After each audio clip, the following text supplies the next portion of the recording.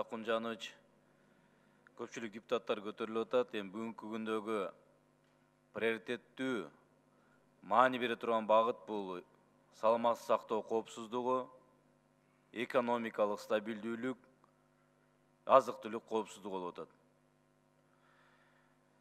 Мен экономикалык коопсуздук боюнча айтып кетсем, мына доллардын курсу көтөрүлгөндөн тартып, бир топ импорт кирип аткан товарлардын дагы баасы көтөрүлүп атат. Бул албетте муну менен токтоп калбайт. Ошондуктан биз мүмкүн болушунча долларды сыртка чыгарбай, валютаны сырттан тескерисинче алуу аракетин көрүш керек. Ал элементардык эми алтын, күмүштү айтпагылы, башка ошол эле курулуш тармагында иштетиле турган айыл чарба продукциялары жана башка ошол эмне бүгүнкү күндө аракетибиз болгон болсо, ошону мүмкүн болушунча сыртка валютага сатып, валютаны тартуу аракетин көрүш керек. Албетте бүгүнкү мигранттардын буга чейин да кошуп жаткан которулуу каражаттары ушул курсту кармап турууга дагы бир өбөлгө түзүп келүүдө. Бир мисал катары айтып кетейин, азыр сырттан келип аткан импорт. Биз 20-май, 30-майда 2019-жылы салык кодексине өзгөртүүлөрдү кабыл алып бергенбиз. Бул жерде мен расмий тилде окуп кетейин.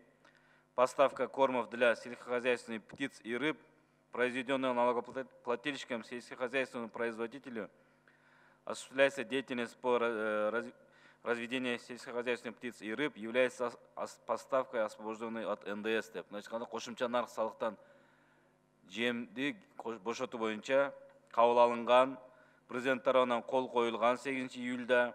Бирок тилекке каршы бул да иштебей жатат экен бүгүн.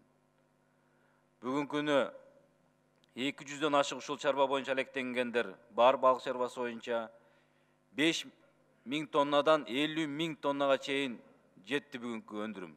Мындай көрсөткүч мындай саналуу гана да тармактар боюнча айта турган болсок.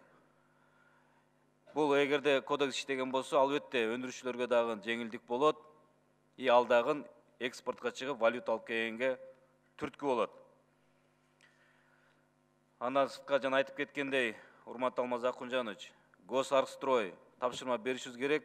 Шаар куруу, жөнөкөй архитектуралык генплан, проект, ошонун бардыгын түзүп атканда мүмкүн болушунча өзүбүздүн ата мекендик сырыйон иштеткенге, ошол эле сары таш дейбизби, базалит жана болгон токой. Эгерде статистиканы, маалыматтарды карасаңыздар, бүт известняк жана башкадан бардыгын тартып Кыргызстанда чыгат, ошонун бардыгычы. Рахмат.